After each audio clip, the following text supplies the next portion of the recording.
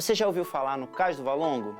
É uma área na cidade do Rio de Janeiro que foi considerada pela Organização das Nações Unidas, a ONU, um patrimônio da humanidade. Mas você sabe por quê? Naquele local chegaram muitos africanos trazidos na condição de escravos. A escravidão é tema do Tempo de Estudar de hoje.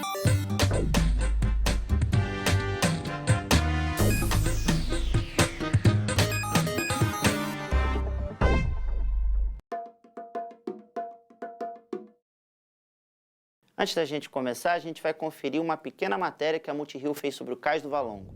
Estou apresentando aqui para minha neta, Ana Elisa, e ela está de casa vendo, ela queria ver. Vamos lá, vó, vamos lá ver o Valongo, o Cais do Valongo. É isso aí, minha neta. É a nossa herança. É isso aí, para você continuar essa história, tá bom? Que a vovó sempre tenta passar para você, do teu avô Zequete, de Cartola, Mestre Cartola, todos os negros que vieram para cá e trouxeram a sua cultura. Foi o maior porto de desembarque das Américas, esse espaço que você está vendo aqui. Nós somos uma nova geração, assim como vovó e você, uma nova geração dos africanos que vieram para cá e aqui vieram morar, mas eles não vieram porque eles quiseram, eles foram escravizados aqui, entendeu, filha? Mas você tem que ter orgulho porque eles trabalharam e construíram, ajudaram a construir toda a cidade do Rio de Janeiro e o Brasil também. O negro brasileiro é, na realidade, o povo descendente de africanos que foram escravizados. Nós não somos descendentes de escravos. Existe uma história do negro sem o Brasil, que não existe uma história do Brasil sem o negro. Porque as nossas tradições dos nossos antepassados longínquos, a gente ainda está, eu estou com 54 anos, mas é a história de 500 anos atrás, a gente está reproduzindo isso com os nossos filhos, com os nossos bisnetos, com os nossos netos, passando de geração para geração a história. O que significa um espaço como esse se tornar patrimônio da humanidade pela Unesco? É um reconhecimento dessa nossa luta, é um reconhecimento desses anos todos que a gente lutou nesse país. E, sobretudo, é recontar essa história do Brasil que até hoje ela não foi contada, né? Porque a gente conhece a história do caçador. Mas a hora que o leão começar a escrever, vai ser difícil, porque é o nosso caso. Agora nós estamos começando a escrever a nossa história. Salve o samba, queremos samba, quem está pedindo é a voz do povo de um país. Diz um samba, vamos cantando essa melodia para um Brasil feliz. A escravidão no Brasil é tão antiga quanto o próprio país. Só para a gente ter uma ideia, primeiro foram os indígenas escravizados, depois os africanos colocados na condição de escravo. Ao todo foram quase 400 anos, 4 séculos, dessa triste marca na nossa história. Foram trazidos da África, especialmente indivíduos de origem banto e sudaneses. Mas vale ressaltar a enorme diversidade étnica desses grupos que vieram da África. Lembra que num outro episódio do Tempo de Estudar a gente falou sobre os malês?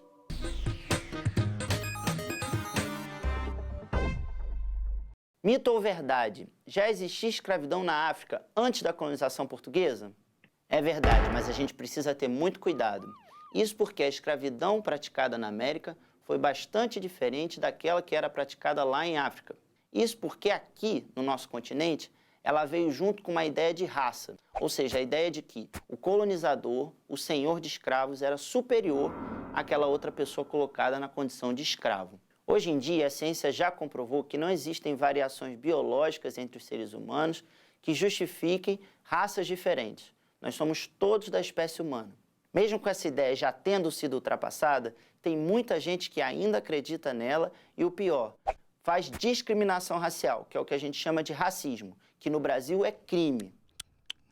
Agora, para a gente entender pelo menos um pouco do nível de crueldade que foi a imposição da escravidão aos africanos, a gente tem que imaginar que essas experiências que a gente vai falar no episódio de hoje aconteceram com a gente, com a nossa família, como se nós estivéssemos naquele tempo histórico.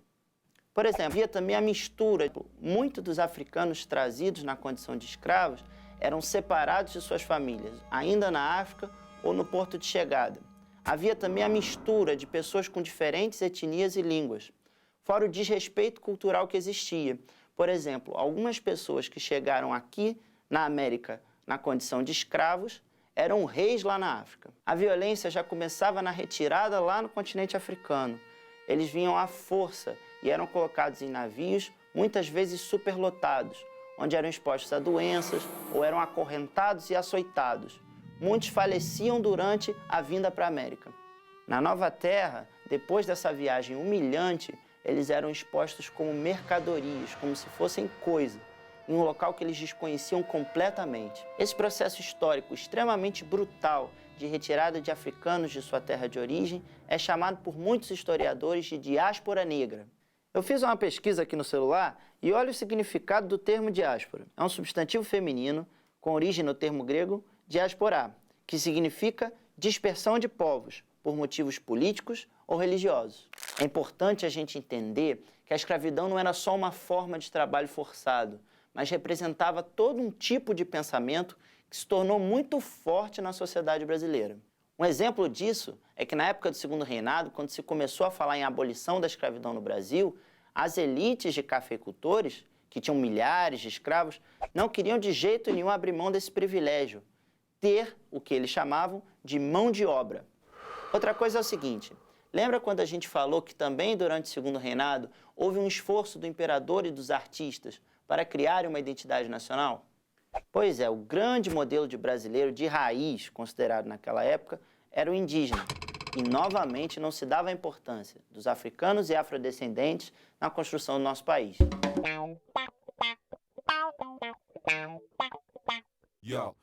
Qual é a importância de tornar o Cais do Valongo um patrimônio da humanidade? É muito grande por muitos motivos, mas talvez o principal seja a gente não esquecer e compreender esse processo histórico tão triste que marcou a nossa história e que tem consequências até os dias de hoje.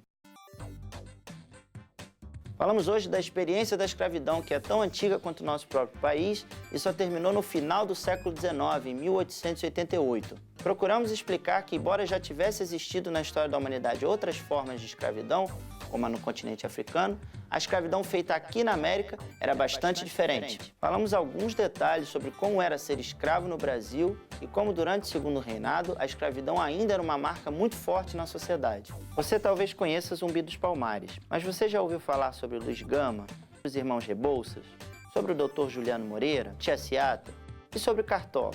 São muitos exemplos. São muitos os exemplos de africanos e afrodescendentes que tiveram grande importância na história do Brasil. Eu vou te deixar um desafio. Por que você não faz uma pesquisa sobre algumas dessas figuras e mostra para o seu professor? Dessa forma, você vai entender um pouco mais sobre a importância delas para a nossa história. Até a próxima. Eu tenho que falar mito ou verdade? Na é contração da preposição em com artigo definido a. Beleza, dentro. Sobe, sobe, sobe, sobe. Oh, oh, oh, oh. Desce, desce, desce, desce. Oh, oh, oh. Tá pra fazer o final, né? Ah, tá. Entendeu? Saquei.